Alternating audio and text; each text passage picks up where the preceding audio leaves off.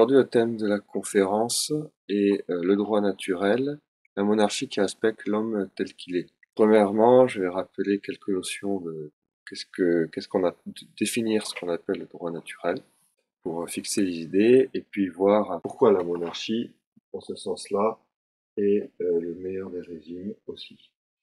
Donc, le droit naturel, bien sûr, premièrement, ou la loi naturelle. En pratique, en français, on utilise un peu les deux mots, les deux vocables sans trop de distinction. Ça n'a rien à voir évidemment avec les petits oiseaux, l'herbe et la nature, telle qu'on l'entend habituellement. Nature, ça vient du latin natus, être né, naître. Et donc ça signifie en fait notre nature, donc ce qui fait que l'on est ce qu'on est. Donc ce qui fait que par exemple la nature humaine, c'est ce qui fait qu'on est des hommes et pas des animaux, pas des astres solaires, pas des pierres, pas des anges. Donc c'est ce qui nous distingue en tant qu'être des autres êtres, des autres êtres en tant que espèce. Euh, et donc ce qui fait que et cette nature, nous l'avons à la naissance, c'est pour ça que ça s'appelle nature en fait, hein, natus. Et on ne peut pas la changer, elle est donnée. On ne peut que l'accepter, ou enfin on peut la nier si on veut. Nous sommes des hommes, donc nous sommes libres.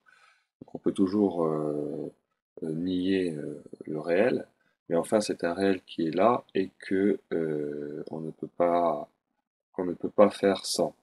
Alors, et c'est ça qui nous définit en fait. Et dans un certain sens, toutes les idéologies contemporaines ou même plus anciennes nient en partie cette nature humaine. Et c'est ça qui pose des problèmes puisque ça va contre le réel. Donc, par exemple, euh, l'antispécisme qui est à la mode ces derniers temps, qui veut faire croire que l'homme, ben, justement, n'est pas un homme à proprement parler, mais n'est pas différent en nature des animaux et donc devrait être géré sous le même régime que les animaux, ben, ça pose des problèmes puisque c'est pas vrai. Quelle est la spécificité de la nature humaine? Juste pour rappeler très simplement ce qu'on apprend dans le catéchisme et ce qu'on dit euh, Aristote et puis l'école, puis saint Thomas d'Aquin et toute la théologie catholique derrière, c'est que la nature humaine, en fait, c'est l'union d'un corps et d'une âme, et la mort, c'est quand le corps et l'âme se séparent. Une union qui est unique et qui ne peut pas, enfin, c'est qui nous définit. Donc, pas de réincarnation, l'âme ne bouge pas d'un corps à un autre. Enfin, le corps est lié à l'âme et chaque âme humaine n'a qu'un seul corps. Euh, voilà. Et l'autre particularité, c'est que si nous avons une part animale, ça c'est tout ce qui est du côté du corps, mais pas que matériel, c'est-à-dire tout ce qui est les passions et toutes les facultés de l'âme qui sont animales, comme l'imagination, la mémoire, etc. Enfin, tous les sens qu'on dit internes. Aussi, et ça c'est ce qui fait la particularité euh, de l'homme, c'est que nous avons notre volonté et notre intelligence, donc qui est liée à cette part animale. Et ça, c'est ce qui nous différencie des anges, puisque les anges sont des purs esprits, donc sans corps, sans passion et sans sens interne. Enfin, ils ont une connaissance directe des choses. Mais c'est ce qui nous différencie aussi des animaux qui n'ont pas d'intelligence et pas de volonté. Donc ça, c'est ce qu'on appelle la nature humaine. Et ensuite, ce qu'on appelle le droit naturel, la loi naturelle, ce sont en fait les lois donc, qui nous commandent, qui nous obligent plutôt pour notre bien. C'est-à-dire que si on ne le respecte pas, ça nous autodétruit. Et qui découle directement de notre nature. Euh, Par exemple, on dirait que pour une pierre naturelle, on pourrait, là, je vais en parler essentiellement pour les hommes, évidemment, mais on pourrait en parler aussi pour d'autres êtres, et chaque être a sa loi naturelle en fonction de sa nature. Donc, on pourrait dire qu'un rocher pesant, sa loi naturelle serait quasiment une loi physique, une loi euh, euh, voilà, de la gravité qui l'a fait tomber, par exemple. Bref. Mais ce qui est important, donc ça c'est pas, et ces lois-là s'appliquent à nous aussi, non? Personne ne peut vaincre la force de la gravité sur la Terre. Mais c'est pas ça qui est important pour les hommes, c'est que comme nous avons une volonté et une intelligence, ce sont cette loi telle que l'on définit, enfin, qui est inscrite en nous dès notre naissance, et que tout homme de bonne volonté, quelle que soit son époque, quelle que soit son origine, quelles que soient ses capacités, connaît ou peut connaître très facilement. Et en pratique, ça correspond peu ou prou au décalogue de l'Ancien Testament. Euh, Par exemple, tu ne mentiras pas. Et ces genres de choses, c'est ancré en nous. Et quand il suffit de regarder des enfants pour savoir que quand un enfant ment pour la première fois, alors même qu'on lui a rien appris, ben, il ne se sent pas bien. Il sait bien que c'est pas bien. Comme tu es, comme voler, etc. Donc toutes ces choses qui semblent, qui sont des lois de base. Alors, euh, sur le droit naturel, il y a un petit livre très intéressant, donc, ce que je montre ici, de Philippe Pichot, aux éditions Ictus, qui fait une sorte de petite synthèse des notions de base sur le droit naturel et son lien avec la justice. Et donc, je vais juste reprendre les deux ou trois grands auteurs anciens qui parlent du droit naturel, pour juste vous montrer ce que c'est. Dans le monde occidental, disons, le, le premier grand, enfin, il y en a plusieurs, hein, mais enfin, celui qui en parle vraiment directement, c'est cette citation célèbre de Cicéron dans le De Republica qui dit ceci sur le droit naturel. Il est une loi véritable, la droite raison conforme à la nature, donc la nature dans le sens de notre nature telle qu'on en est né, hein, donc qui n'est pas en contradiction avec nos, euh, euh, nos, nos spécificités en tant qu'homme. Donc il est une loi véritable, la droite raison, conforme à la nature, universelle, immuable, éternelle, dont les ordres invitent au devoir, dont les prohibitions éloignent du mal. Cette loi ne saurait être contredite par une autre, ni rapportée en quelque partie, ni abrogée tout entière. Ni le Sénat ni le peuple ne peuvent nous délier de l'obéissance à cette loi. Elle n'a pas besoin d'un nouvel interprète ou d'un nouveau organe. Elle ne sera pas autre à Rome, autre dans Athènes, elle ne sera pas demain autre qu'aujourd'hui. Mais dans toutes les nations et dans tous les temps, cette loi régnera toujours une, éternelle, impérissable. Et le guide commun, le roi de toutes les créatures, Dieu lui-même donne naissance, sanction, publicité à cette loi, que l'homme ne peut méconnaître sans se fuir lui-même et sans renier sa nature. Euh, donc ça, c'est Cicéron, et c'est tout à fait une très très bonne définition du droit naturel. Première remarque, comme vous le voyez, c'était un païen, donc en théorie, on n'a pas besoin de la révélation pour sentir, du moins, et pour énoncer au moins quelques principes de droit naturel. Ce qui fait, et deuxième remarque, c'est une loi universelle, puisque par définition, c'est une loi qui s'applique du fait qu'on est homme, donc partout où il y a des hommes, cette loi s'applique et s'impose à nous. pas par des institutions extérieures, mais elle est ancrée en nous. Donc après, euh, les gens la respectent ou pas, mais ce qui est intéressant, c'est que quand elle n'est pas respectée, ça apporte l'autodestruction. Comme dit Cicéron, de façon très très intéressante, l'homme ne peut la méconnaître sans se fuir lui-même et sans renier sa nature. Donc, ce qui fait que dans n'importe quelle civilisation, euh, au bout d'un moment, si on ne veut pas s'autodétruire, on respecte un minimum la loi naturelle. Donc, typiquement, que ce soit par exemple l'adultère ou l'assassinat, dans toutes les sociétés qui durent, euh, bah, on respecte un minimum ces lois-ci. Alors après, je vous expliquerai que c'est il y a une grande différence entre les pays chrétiens et les pays non chrétiens dans son application, mais disons que même dans les pays non chrétiens, on l'applique un minimum, sinon c'est l'anarchie complète. Et alors, euh, ensuite, je prends un autre exemple où il y a aussi cette donc pour montrer que c'est pas spécifiquement même occidental, même si c'est en Europe que ça a été le plus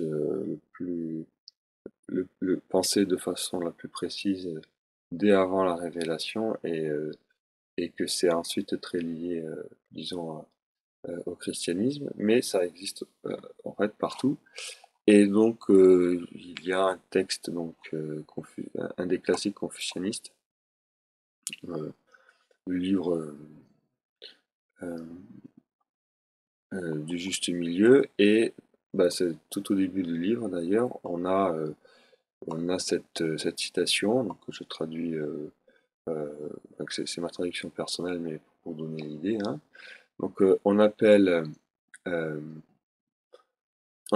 nature ce que commande le ciel, on appelle vertu ou voir, je ne traduis pas vertu parce que je trouve que c'est plus clair, se soumettre à la nature, on appelle enseignement ce qui permet d'accomplir la vertu. Donc vous voyez, bon, c'est pas forcément tout à fait tout à fait la même chose que ce que dit Cicéron, mais c'est grosso modo la même chose. C'est on a on a en nous une loi, la nature, qui vient de la nature et qui a été inscrite par Dieu, en fait, hein, ou par, enfin, en tout cas, par ce qui dépasse l'homme et ce qui nous a créé, ce qui a fait qu'on est là. Donc, pour les parents, ils savent pas forcément que c'est un Dieu créateur, ils ont pas clairement, ils savent pas exactement ce que c'est que Dieu, mais enfin, ils sentent bien que cette loi a été bien décidée par quelqu'un. Donc, le fait qu'on ait ces lois en nous et que cette nature en nous montre bien que quelqu'un l'a mise. Ce qui fait qu'après, dans le monde chrétien, il y a la loi naturelle, donc au-dessus des lois humaines. Ça, c'est la chose très importante, c'est-à-dire qu'il y a la loi positive.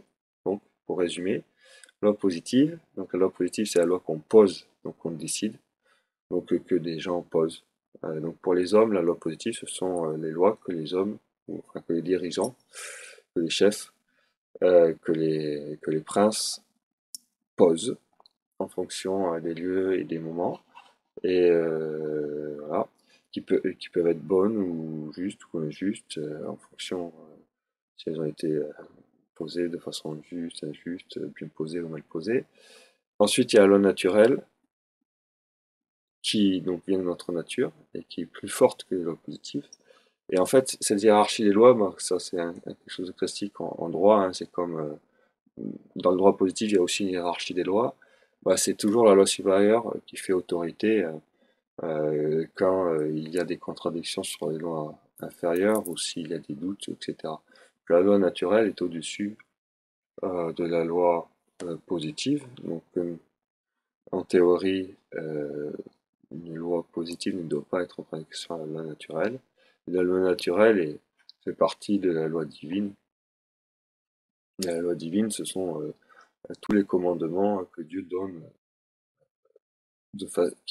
C'est la loi positive pour Dieu, peut-être, qui pose, en plus de ce qui découle de la nature, pour toute sa, pour pour s'occuper de sa création, et pour ce qui est des hommes, ben, ce sont toute la loi morale, tous les commandements de l'Église, tout ce qui est plus spécifique que notre nature, et tout ce qui concerne la surnature et la relation aussi à Dieu. Aussi, pour préciser, un certain nombre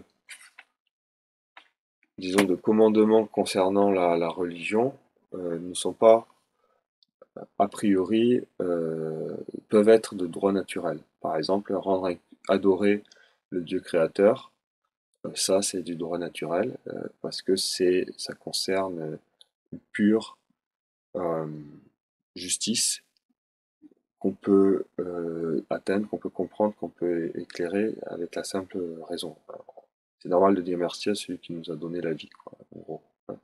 Et ça, c'est aussi universel, et c'est pourquoi on trouve dans toutes les religions, qu'on appelle naturelles, des cultes et surtout des sacrifices, et donc un culte rendu aux dieux.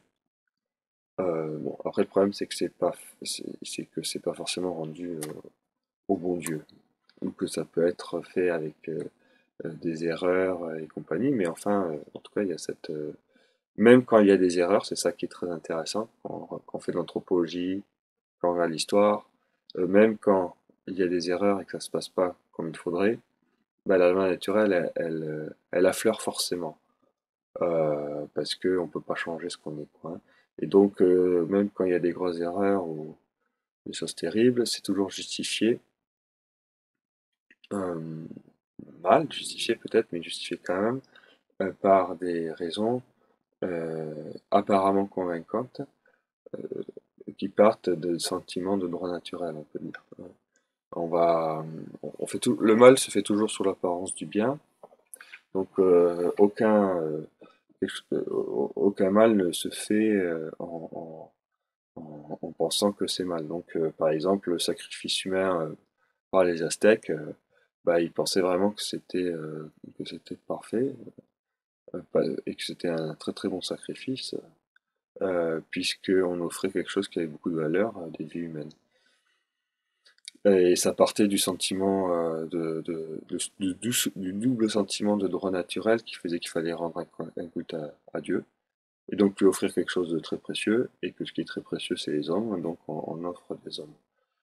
Sauf que les grosses erreurs, c'est que premièrement ils offraient pas aux dieux mais à des démons, donc qui avaient des exigences terribles, et donc qui n'avait pas la révélation qui disait dès l'Ancien Testament qu'il ne fallait pas sacrifier des hommes, puisque ça c'est l'histoire d'Abraham, et du sacrifice arrêté, de son fils arrêté par Dieu, quoi, hein, donc qui dit clairement pas de sacrifice humain à part mon fils, que moi que je donne pour vous sauver. Voilà. Donc là, je m'arrête pour le droit naturel, ça fait 30 ans que je fais le droit naturel, et je vais parler donc la monarchie. Pourquoi la monarchie, et dans ce sens-là, respecte l'homme tel qu'il est. Euh, Parce que nous vivons aujourd'hui dans des sociétés qui sont révolutionnaires. Marcel Delcorte analyse nos sociétés comme des dissociétés, donc des sociétés qui sont contre nature, en fait, hein, qui ont contre nature de ce que devrait être une société au départ, en tout cas dans leurs institutions, hein. Puis comme nous sommes des hommes, ça c'est aussi quelque chose à avoir en tête, c'est que entre l'institution et la réalité quotidienne, il y a toujours une différence. On ne peut pas changer notre nature. Donc la réalité est têtue, comme on dit, et reste.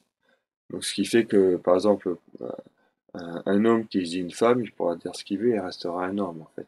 La seule différence, c'est que si il se dit un homme et qu'il veut faire comme si c'était une femme, ça va créer, il va se mutiler, il va mettre du désordre, enfin, il va poser des actions mauvaises qui vont faire du désordre et de la destruction. Mais ça change pas la réalité de base, que bah, il sera toujours un homme, qu'il le veuille ou pas, quoi.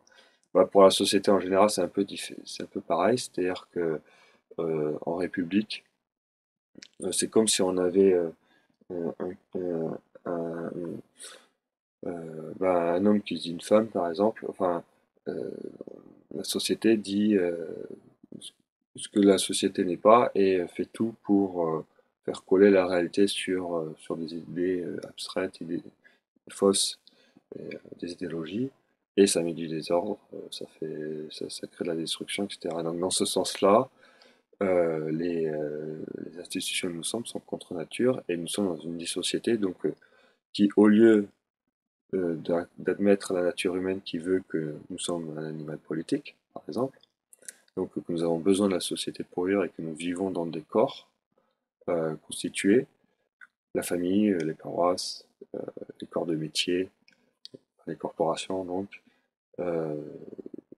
le royaume et toutes les associations humaines qui servent à notre perfectionnement. Eh ben,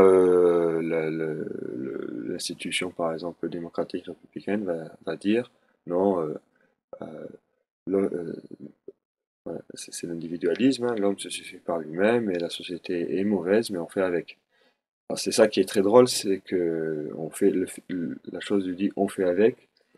Mais en fait, c'est pas qu'on fait avec, c'est que on peut pas faire sans et que on en a besoin, que c'est bon pour nous, quoi. Euh, les institutions démocratiques et républicaines sont dans cette tension constante de, bah, ils utilisent en fait la nature puisqu'ils peuvent pas, puisque sans ça on n'existe plus, mais en même temps ils n'arrêtent pas de la contredire dans tous les actes, ce qui fait que ça devient invivable au bout d'un moment. Euh, à l'inverse, enfin à l'inverse, le régime monarchique pour la France, et en fait pour tous les pays aussi, est en ce sens-là euh, tout à fait naturel, c'est-à-dire qu'il part de la nature humaine et l'admet déjà, hein, la reconnaît, et la protège et la perfectionne. euh, et donc c'est dans ce sens-là qu'on dit que la monarchie est un régime naturel, c'est-à-dire qu'il respecte la loi naturelle. Euh, et c'est évidemment beaucoup plus vrai en monde chrétien, où en plus il y a la révélation et où tout est bien ordonné à Dieu en haut, au point que Saint Augustin disait qu'une loi injuste n'est pas une loi, par exemple, hein. Euh, donc ça veut dire que les monarques chrétiens, entre la loi naturelle, qui n'était pas forcément explicitée telle quelle, parce qu'en fait la loi naturelle, avant la modernité qui la nie frontalement, on n'en parle pas vraiment, puisque c'est ce qu'on appelait avant le sens commun, le bon sens.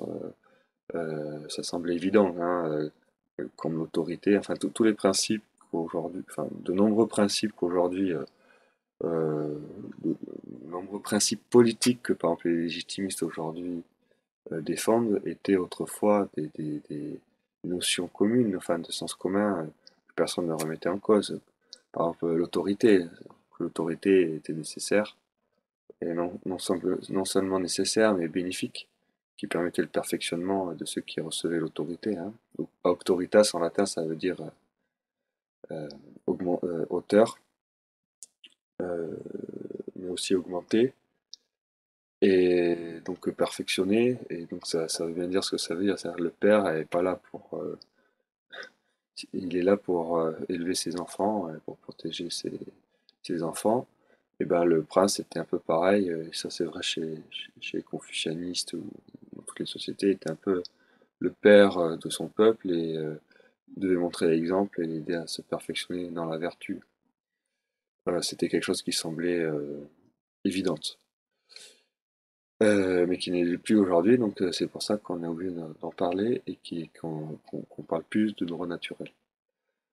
Euh, donc pour la monarchie et pour cette histoire de politique naturelle, le texte le plus accessible et qui prend en compte notre époque, c'est vraiment l'incipit de mes idées politiques de Charles Maurras. Euh, il n'a rien inventé là-dedans, hein. C'est vraiment, il a juste retranscrit pour ses contemporains une sagesse chrétienne aussi immémoriale et qui existait de façon très importante encore, par exemple en Espagne à l'époque, où enfin, c'est très thomiste et très aristotélicien, et donc il n'y a rien de neuf là-dedans, et il n'invente rien, il met rien de son fond. C'est pour ça qu'on peut le prendre, cet incipit, du petit poussin, vous savez, qui sort de sa coquille, et où il explique que l'inégalité est naturelle, n'est pas un mal, et même mieux, est protectrice. Et donc que la hiérarchie et l'ordre dans la société politique est non, non seulement nécessaire, mais inévitable en fait, inévitable. Et, euh, et ce qui est très drôle, c'est que les sociétés contemporaines révolutionnaires, en niant la hiérarchie, en niant l'autorité, en niant l'inégalité, en fait, ne l'évite pas du tout. Et elle est partout dans la société, mais de façon désordonnée. Donc on aura quand même une élite, mais qui sera cachée. On aura quand même une hiérarchie, mais qui n'aura plus les exigences morales et qui peut faire abuser les petits caporaux, tout ce que vous voulez. On aura quand même une inégalité, mais qui n'est pas assumée et qui n'est pas et donc qui peut être issue de en fait de l'injustice commise par de nombreux. Et c'est ça dont se plaignent, par exemple. Enfin, nous en souffrons tous, mais je sais pas, les gauchistes, etc., vont se plaindre de ça, par exemple. Et ça, à juste titre. Non. Mais le problème, c'est que ils ne prennent pas les bonnes solutions. C'est-à-dire que le problème, c'est pas l'inégalité. Il y aura toujours l'inégalité.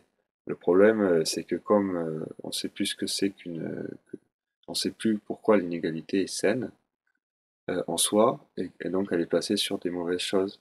Euh, Autrefois, l'inégalité, c'était pas une inégalité économique, c'était la hiérarchie, en fait. Le fait que chacun soit dans des positions différentes, et des missions différentes, et des métiers différents, et pour le bien commun. Inégalité comme distinction. Bon. Donc pourquoi la monarchie respecte le droit naturel en tant que tel, enfin en tant qu'institution, au-delà même de la spécificité française, c'est parce que elle est euh, hiérarchique de façon visible. Donc elle reconnaît que la société doit être ordonnée, et c'est très visible dans une monarchie, puisque le monarque, le roi, est bien le chef, tout en haut, et après tout s'ordonne par rapport à lui dans la société politique, en descendant. C'est la famille des familles, ça c'est extrêmement important. Donc là, on, on, on, on n'est peut-être pas, on passe de la monarchie à la royauté, peut-être, enfin je veux dire dans le sens où on n'est pas simplement un monarque qui serait par exemple élu, mais quand on parle de monarchie héréditaire, qui est la forme la plus classique de monarchie quand on parle de monarchie, hein, en général, dans l'histoire, quand elle devient héréditaire, eh ben, le roi, la famille royale, c'est la famille des familles, c'est l'extension des familles, c'est l'extension des familles à l'État, et l'État, en fait, enfin, ce qu'on appelle l'État, qui existe en tant que concept peut-être, mais qui n'existe pas par soi, puisqu'il est incarné dans le roi, et sans roi, il n'y a pas d'État, et l'extension des familles pour le gouvernement des hommes. Tout s'ordonne comme ça, et il y a vraiment cette protection du haut, du roi, sur toutes les sociétés intermédiaires, jusqu'à la famille, et d'autant plus que cela est facilité par le fait même que la famille royale est une famille, et que la protection de la famille royale, donc, qui a priori ne change pas, enfin je veux dire, correspond à ce que n'importe quelle famille doit faire pour sa famille, est d'autant plus vital puisque c'est l'existence même du royaume qui est en jeu et, et facilité par ça. Euh, alors en France, nous avons une chance, un signe, enfin, on pourrait dire une grâce vraiment particulière pour la monarchie française, pour la royauté chrétienne française, c'est que les lois de succession ne peuvent pas être plus claires, sont complètement claires.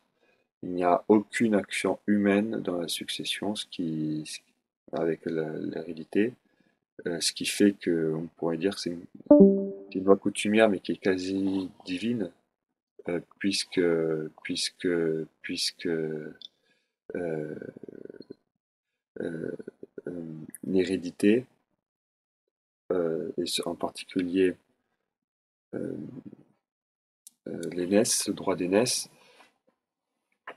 selon par exemple l'abbé Roquette, que je vous conseille de la lecture, qui est vraiment excellent sur la famille telle que Dieu l'a voulu. Je vais vous montrer le livre qui est là, réédité aux éditions du Drapeau Blanc. Parle de tous ces problèmes-là et par exemple, il analyse que le droit d'aînesse et puis l'hérédité de primogéniture masculine est une loi quasi divine dans le sens où enfin elle a été voulue par Dieu dans l'Ancien Testament, et quand on regarde l'Ancien Testament, c'est très clair pour les patriarches, et que c'est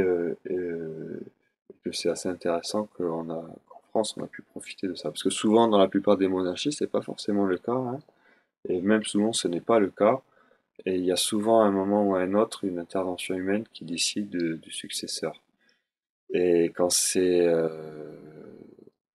à l'extrême, ça peut être vraiment le monarque en place qui décide de son successeur, certes dans son sang, mais qu'il décide. Donc ça crée énormément de troubles, puisque bah, si déjà le monarque en place meurt subitement, bah, c'est la guerre entre les frères. Et dans tous les cas, c'est quand même la guerre plus ou moins entre les frères, puisque ça crée des jalousies, ça crée une concurrence entre les princes de sang, etc. Voilà, ça crée beaucoup de problèmes, et en général, à un certain moment, ça se passe plus ou moins mal. Euh, Ensuite, pourquoi donc il y a l'institution de la monarchie elle-même dans sa nature, dans son caractère hiérarchique, dans le fait que ce soit une famille, même dans le fait que ce soit une autorité, protège, euh, respecte le droit naturel. Et ensuite, on remarque aussi que ce qui est le droit naturel, c'est aussi, par exemple, le gouvernement conseil, donc qui est un principe de base euh, de l'ancienne France, l'ancienne monarchie, que toute décision politique, que toute décision, plutôt, tout simplement, sera prise par celui qui a l'autorité, donc le roi, ou, euh, mais en conseil, c'est-à-dire qu'avant, éclairé par le conseil des gens sages sur le sujet, mais ces conseils sont des conseils, hein, ne sont pas des ordres, et c'est le roi qui décide en fin de compte. Et finalement, c'est ce qui se passe aussi dans la famille. Quand on y réfléchit, le père de famille prend les décisions qui concernent le bien commun de la famille, importantes. Donc, ce qui veut dire deux choses, parce que déjà, il va pas prendre forcément toutes les décisions, hein, il prend pas toutes les décisions à la minute.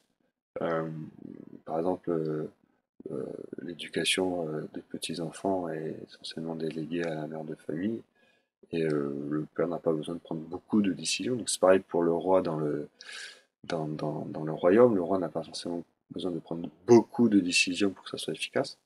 Et alors ça, c'est un signe assez clair et facile à évaluer pour jauger la qualité, enfin, ou le caractère sain ou malsain d'une institution, ou d'un pays ou d'un État, c'est la production législative, hein, ou le nombre de décisions qui sont prises. Plus il y a de décisions qui sont prises, moins c'est bon signe, en général. Parce que une société qui fonctionne bien, bah, la tête, par définition, n'a pas besoin d'intervenir beaucoup.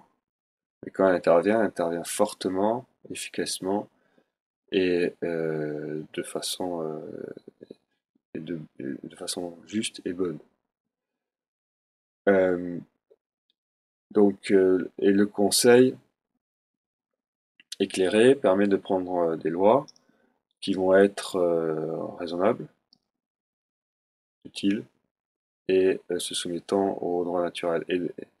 Et bon, ça c'est le conseil, par exemple, ça existe aussi en dehors de la sphère chrétienne, mais c'est comme toujours, hein, il n'y a que dans les royautés chrétiennes où on arrive à un degré de perfectionnement et de conscience, enfin, disons oui, de conscience de ce que c'est qu'une institution politique saine qui s'occupe du bien commun qu'on ne voit nulle part ailleurs. Et par exemple, dans la royauté chrétienne française, ce qui est exceptionnel quand on y réfléchit, c'est que on a d'une part ce qu'on appellerait, même si ces vocables sont débattus, enfin je veux dire, il faut faire attention à ce qu'on y met dedans, mais disons de façon grossière, la monarchie absolue dans le sens où vraiment l'autorité du roi ne dépend d'aucun autre homme sur cette terre et ne dépend que de Dieu. Hein, absolutus, ça veut dire ça au départ. Donc il n'y a pas de lien de dépendance euh, par rapport à son autorité sur terre. Mais, et c'est là où c'est très intéressant, mais ça veut pas du tout dire qu'il fait ce qu'il veut. Mais en fait, pas du tout, c'est même l'inverse. Il ne peut faire rien qui soit en dehors de la morale, donc du droit naturel, rien qui soit en dehors des commandements de l'Église euh, et des règles qui régissent la moralité et les actes d'un chrétien, et rien qui ne puisse aller aussi contre, par exemple, contre le principe de subsidiarité, donc il ne peut pas aller contre les privilèges légitimes de tous les corps intermédiaires qui lui sont soumis, puisque son rôle, c'est de servir le bien commun, de faire justice, donc de rendre à chacun son dû.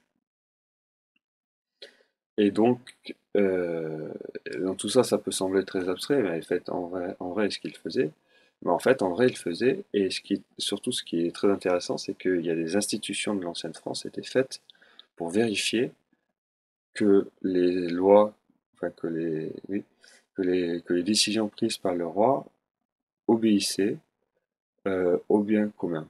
Et ça, ce sont par exemple les parlements. C'est par exemple le garde des Sceaux, le chancelier, qui, avant d'apposer le sceau sur les décisions du roi, devait vérifier qu'elles étaient conformes euh, aux lois du royaume, qu'elles ne lésaient pas les justes droits euh, des corps constitués, etc.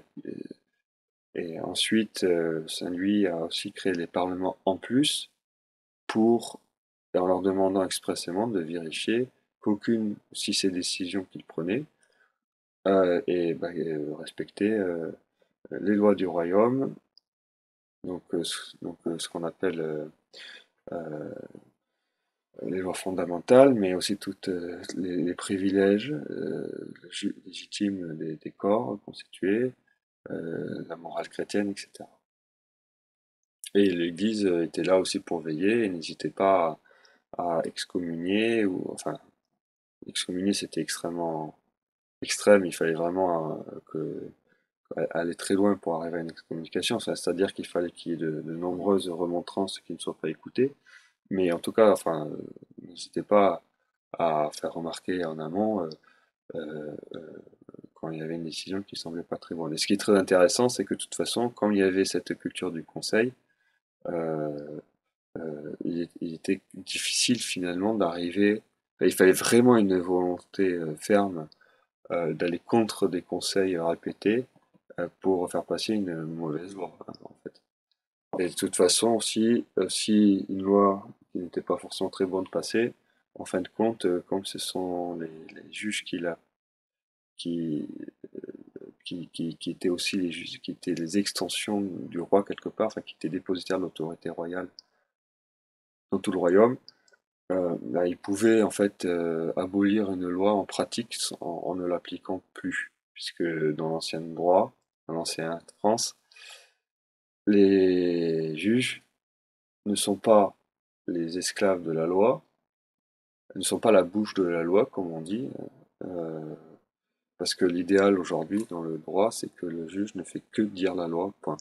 Dans l'ancien droit, c'était pas du tout ça, c'était les juges sont dépositaires de l'autorité royale, donc ce sont comme des représentants du roi sur place, Donc, ce qui déjà met la pression sur le roi pour choisir de bons représentants, hein, puisque si ces juges font de mauvaises décisions, ça retombe sur lui, hein, il a la responsabilité. Et surtout, c'est que ces juges décident en âme et conscience de leurs décisions dans chaque cas. Et la loi qui doit faire appliquer est une référence, mais qui ne les dédouane pas de leur responsabilité morale sur chaque cas. Donc il y a les lois, puis il y a les cas particuliers, et donc là, ils appliquent, et par définition, un juge euh, peut prendre une décision euh, qui va contre une loi universelle s'il est jugé que dans le cas particulier, en fait, elle ne peut pas s'appliquer ou elle aurait des effets nocifs pour le bien commun, pour la justice, quoi. Un dernier point avant de conclure, et je conclue, c'est aussi sur, parce que à l'heure actuelle, on parle beaucoup d'économie, enfin, on vit dans un monde complètement enfin, économiste, c'est-à-dire qu'on fait passer l'économie avant tout, avant la politique et avant la religion, ce qui est désordre, ce qui est un désordre, hein. Parce que normalement, la religion en haut, d'abord Dieu premier servi, ensuite la politique, c'est-à-dire le bien commun, et enfin l'économie, qui est euh, qui sont les moyens d'assurer la subsistance naturelle. Et pourquoi ça doit être dans cet ordre? C'est tout simplement pour la question de perfection humaine, c'est-à-dire que notre fin ultime, notre but ultime, c'est Dieu. On doit aller vers Dieu. Et puis pour aller dans la vision béatifique, c'est notre créateur, c'est notre fin ultime. Donc c'est la fin la plus haute et la plus noble. Donc c'est elle qui doit commander aux autres fins. Les autres fins doivent être subordonnées à cette fin, à cette fin qui est Dieu. Et pour nous, qui se concrétise dans la vision béatifique au ciel, si on obéit aux lois divines, et si Dieu veut. Et ensuite, nous avons le droit naturel, enfin, je veux dire, euh, et la politique. Donc la politique, c'est la perfectionnement, c'est ce que les Grecs, les anciens, appelaient le bien vivre, le, le bonheur. Donc c'est à vivre vertueusement, être un honnête homme, être un bon homme, c'est-à-dire ça, vivre selon la vertu. Donc le bonheur, c'est pas faire ce qu'on veut, le bonheur, c'est vivre selon la vertu, parce que la vertu nous perfectionne. Et bon, toutes les grandes civilisations, ce qu'on appelle les grandes civilisations, euh, avaient cette notion de droit naturel. La différence avec le monde chrétien, c'est que hein, pour ça, c'était réservé qu'à une partie de la population. Donc pour les Grecs, c'était que les citoyens et pas les esclaves. Euh, pour les pour les populations asiatiques, c'était l'élite, mais pas les intouchables, pas les impurs, euh, pas, pas le paysan de base. Où, enfin, il y avait des doubles standards, comme on dirait aujourd'hui. C'est-à-dire qu'en fonction de qui vous étiez, vous n'étiez pas appelé à la même vertu, quoi. La vertu était d'abord quelque chose pour les élites, puis ensuite il fallait surtout qu'en bas, ça soit pas trop dégénéré pour pas qu'il y ait trop de désordre. Mais on leur demandait pas forcément d'être vertueux. Donc, par exemple, ça se voit pour le mariage. Le mariage était réservé à la préservation des lignées. Et pour ce qui était du paysan de base en pays païen, qui se marie ou qui se marie pas, tant que la terre était cultivée, y a pas de souci, quoi. Alors que c'est pas du tout ça dans le monde chrétien. Tout le monde est appelé à la vertu, tout le monde est appelé au perfectionnement. Chacun a sa place et dans ses prérogatives, mais d'un point de vue perfectionnement moral, humain et vertueux, tout le monde a été appelé à la même chose et la royauté chrétienne euh, faisait justice sur ça et assurait que protégeait, protéger tout le monde pour ça et aider tout le monde à faire ça. Et ça, c'est exceptionnel, c'est révolutionnaire dans l'histoire de l'humanité. Et ça, c'est Jésus-Christ qui a apporté cette révolution-là, qui, qui, qui, qui, qui est une révolution réelle par rapport au monde païen. mais qui n'est pas une révolution au sens moderne du terme que nous n'aimons pas, qui est une restauration en fait de la loi première et sublimée, accomplie de façon qui n'existait même pas au temps d'Adam et Ève. Euh, euh, mais donc la politique, donc la fin divine, ensuite la fin du bien commun, et ensuite la fin matérielle, la fin du corps quelque part. C'est-à-dire qu'évidemment, si on n'a pas un minimum matériel, si on ne se nourrit pas un minimum, si le corps ne peut pas vivre, ne peut pas survivre, même avant, on ne peut pas bien vivre. Et si on ne vit pas bien, on a du mal à se nous diriger vers Dieu, hein, puisqu'il faut le contempler, et il faut que notre volonté et notre intelligence, déjà naturellement, soient perfectionnées. Donc les fins sont hiérarchisées, fin divine, religion, le bien commun, la politique, et les fins du survivre, du matériel, l'économie. Euh, et sont subordonnées de cette façon-là, et chacune des fins est subordonnée. Les fins inférieures sont subordonnées aux fins supérieures, sont des moyens pour arriver aux fins supérieures. Mais ce qui est intéressant, c'est que si cette hiérarchie est telle, en pratique, nous, dans notre vie quotidienne, on explore, j'allais dire, dans le sens inverse.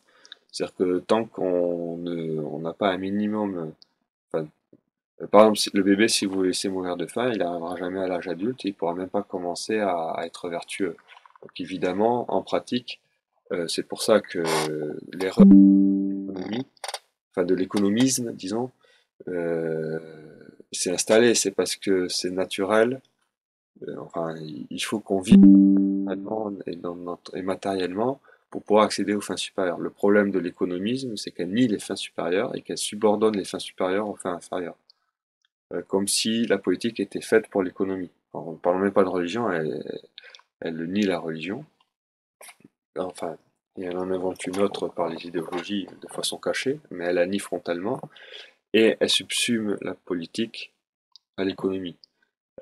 Et donc ça fait qu'en fait elle nous considère comme des animaux, parce qu'elle dit qu'on n'a plus besoin de bien vivre, mais qu'il suffit qu'on survive dans nos passions, et toute la production aujourd'hui, des films, de la littérature, tout ce que vous voulez, c'est la passion à touchant, l'émotion, le sentiment.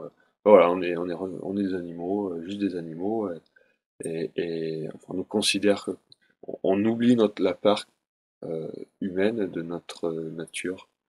Enfin, la part angélique, j'allais dire, de notre nature humaine, quoi. On ne regarde que la part animale de notre nature humaine, et c'est fait comme ça.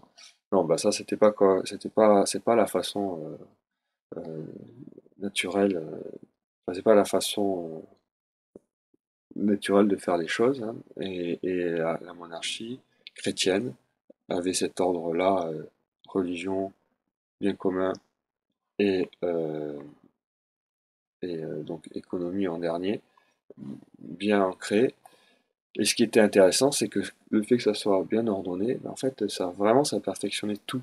Et le roi était vraiment le protecteur de tout le monde, et même en économie, c'est ça que je voulais dire au début, par les corporations de métiers, par les corporations, toutes les corporations en France qui étaient organisées, donc avaient des statuts particuliers en fonction de leur métier, et qui étaient ajustés au métier, parce que chaque métier est différent, et n'étaient pas là pour produire, étaient là pour faire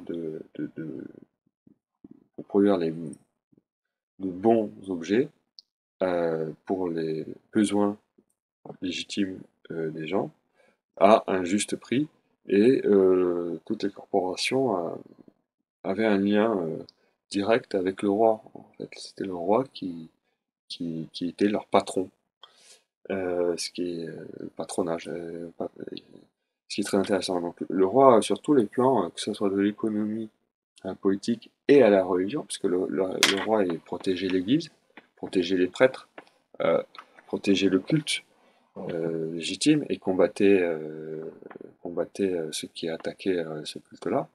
Le roi était le patron sur tous les plans, de tout le monde, de tout le monde et de tous les corps pour le bien commun. Voilà. Et pour conclure, en fait, quand on regarde un peu l'histoire, je vous invite vraiment, peut-être dans un premier temps, voilà, de lire ce petit livre qui est vraiment bien fait, Le droit naturel de Philippe Pichot-Bravard. Aussi de lire ce qui est plus conséquent, hein, et plus épais, mais qui est vraiment, vraiment, vraiment, on en a besoin. Parce que ça, ce qu'il y a dans ce livre, c'est oublié aujourd'hui, mais oublié même dans nos milieux. Parce que malheureusement, depuis peut-être 3-4 générations, si c'est pas 5 ou 6 générations, on a l'habitude de vivre dans une dissociété. On a perdu l'expérience de ce que c'est qu'une société naturelle, une famille, et, une société naturelle qui fonctionne sainement. Et donc, euh, malgré nous, souvent on a des réflexes individualistes ou on a des réflexes, enfin, euh, on oublie certaines choses. Et ce livre a vraiment est très intéressant parce que euh, voilà, il décoiffe, il nous rappelle des choses qu'on oublie. Euh, et pour euh, et pour finir, ce que je voudrais dire, c'est que respecter le droit naturel, donc c'est ce que j'écris souvent, enfin, ce que je répète souvent dans des articles sur Xia Gallier aussi, que je dis souvent, c'est qu'en fait, il n'y a que la religion catholique qui, effectivement et en pratique, euh, protège la loi naturelle.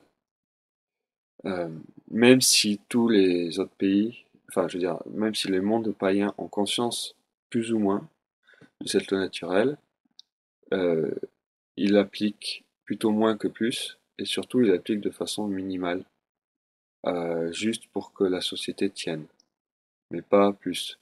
Et ça se voit typiquement, par exemple, pour euh, l'assassinat des vies innocentes, des enfants, ce qu'on appellerait l'avortement aujourd'hui ou l'infanticide. Il n'y a que dans les pays chrétiens où l'infanticide, enfin l'abandon des enfants, enfin, disons l'infanticide et l'avortement, enfin donc oui, euh, est effectivement interdit, puni, poursuivi et finalement, en fin de compte, réduit réduit au minimum, hein. Il y aura toujours une criminalité enfin, minimale, hein. Il n'y a pas de monde parfait, il y aura toujours des meurtres partout, etc. Mais on faisait en sorte que ça soit réduit au minimum. Et en fait, c'est visible en histoire de l'Église dès le départ, puisque dans le premier manuscrit de l'histoire, la Didaché, le premier, je veux dire, manuscrit de l'histoire chrétienne post que nous avons, qui a des éléments liturgiques, mais aussi des éléments de discipline, ben, il est clairement dit qu'il est interdit de tuer ses enfants euh, dès la grossesse et d'abandonner ses enfants en les exposant sur la voie publique, qui correspondent à la mort, puisque à l'époque, à Rome, bah, il n'y avait pas de problème pour faire ça, puisqu'on considérait un peu que les enfants étaient à la propriété du père. Ça, c'est vrai pour l'Asie aussi. Donc, il y avait un excès. Là, vous voyez, par exemple, c'est intéressant parce que aujourd'hui, dans le monde contemporain, on vit dans un excès de destruction d'autorité. Mais quelque part, dans ces mondes païens, il y avait un excès dans ce qu'on mettait dans l'autorité, par exemple, la paternelle. C'est-à-dire que le père était le propriétaire de ses enfants. Donc, il pouvait les tuer, il n'y avait pas de souci, il pouvait les vendre. Enfin, après, il y avait des plus et des moins, mais typiquement, par exemple, dans le droit japonais ancien, les parents pouvaient vendre leurs enfants. Voilà, donc évidemment, ça aussi, c'est très mauvais. Donc les excès peuvent être dans les deux sens. Mais il n'y a que dans le droit chrétien où il y avait vraiment le droit naturel qui était protégé et où tout était remis à sa place. Et, et ce qui est drôle, c'est que quand on n'a pas le phare de la lumière chrétienne, bah il y aura toujours des excès et ça sera déséquilibré. Donc que ça soit déséquilibré dans le sens actuel où, par exemple, on a tellement peur de l'abus qu'on supprime l'autorité, enfin, on veut supprimer l'autorité, et donc ça devient l'anarchie, hein. Ou inversement, en fait, quand il y a l'anarchie qui arrive, bah, finalement l'anarchie devient tellement horrible euh, que qu'on en revient à une autorité comment dire, tyrannique, voilà, qui n'est éclairée que par, au mieux, euh, un ordre formel, ce qui est jamais qu'une anarchie. Et c'est ce qu'on appelle les totalitarismes à l'heure actuelle. Mais tant que c'est pas soumis à la loi naturelle, donc que par exemple à la tête il y a une famille, et déjà quand à la tête du royaume il y a une famille, et ben les choses marchent mieux parce que c'est plus naturel, mais que cette loi naturelle n'est pas soumise aux lois divines, à l'Église, etc., bah ça marche pas bien. Enfin, ça marche très mal plutôt, parce qu'il y a aucun système. Les hommes ne changent pas, il y a toujours des péchés, il n'y a rien de nouveau sous le soleil. Donc, il n'y a aucun monde qui est parfait. Mais dans les sociétés qui fonctionnent bien, bah, ça punit ce qui est mal, ça récompense ce qui est bien, et ça met l'ordre où il y a le désordre. Et jamais, le travail n'est jamais fini, puisque les hommes pêchent tout le temps, hein. Enfin, ne cesseront jamais de pêcher, mais dans une société qui fonctionne bien, ben, chacun cherche à être vertueux et à faire le bien. Donc, non, déjà, ça aide. Mais ce que je voulais dire pour terminer, c'est que ce qu'on appelle, voilà, et ça je finirai sur ça, c'est ce qu'on appelle droit naturel aujourd'hui, et, et tel qu'il est formulé, par exemple dans le décalogue, disons, et ou dans un certain sens qui pourrait être formulé dans une partie du droit bon, qu'on dit moderne et exprimé par les droits de l'homme, euh, qui, alors, qui est très mauvais, hein, les droits de l'homme, puisque ça supprime Dieu, et ça met l'homme à la place de Dieu, donc c'est catastrophique. Mais il y a quelques principes de droit naturel là-dedans qu'ils n'ont pas inventés, qu'ils ont repris en fait, et dont ils abusent, mais en niant les principaux qui sont l'autorité telle que l'a voulu Dieu, donc le roi, etc., hein. Mais bon, d'abord. Euh, euh, bah, en fait, c'est la formulation naturelle, je veux dire, la formulation du droit naturel tel qu'on l'a a été su en fait de millénaires chrétiens qui a, grâce à la lumière de la révélation, qui a perfectionné l'expression de la loi naturelle à un degré jamais atteint. Et ce qui est intéressant, moi ça j'ai vu ça de l'expérience que j'ai au Japon, c'est que quand la modernisation qu'on a, enfin ce qu'on appelle modernisation qu'on a vu au 19e et 20e siècle en Japon, mais au fait dans tous les pays, disons non européens, c'est comme si tous ces pays avaient, quand ils n'ont pas apporté la religion, parce qu'il y a certains pays qui sont devenus catholiques quand même, il ne faut pas l'oublier, hein, en Afrique en particulier, et c'est ça la cause principale. Mais disons par exemple le Japon qui n'est pas devenu catholique d'un point de vue étatique, euh, pourquoi il a pu autant progresser? C'est parce qu'en fait il a juste importé, parce que enfin, il n'y a pas pragmatisme, ce qui marchait bien en Europe à la fin du XIXe siècle, donc des institutions qui étaient perfectionnées par des millénaires chrétiens et qui peuvent être appliquées. Et par exemple la monogamie, un truc, une révolution la monogamie, hein, sans concubin, etc. Euh, et évidemment, quand on applique ça, bah, ça suffit pour faire un bond en avant quelque part, mais qui est, euh, qui est sans l'esprit. Et donc au bout d'un moment, la lettre tue l'esprit et ça se redégrade. Et euh, qui ne dure pas, puisque c'est comme si on coupait la branche d'un arbre. Donc à un certain temps, les fruits qui sont sur cette branche restent, les, les- les feuilles restent vertes, mais si on l'a coupé du tronc et des racines, la sève ne coule plus. Donc c'est juste une question de temps pour que ça dépérisse et qu'on revienne aux scories païennes. Et, voilà.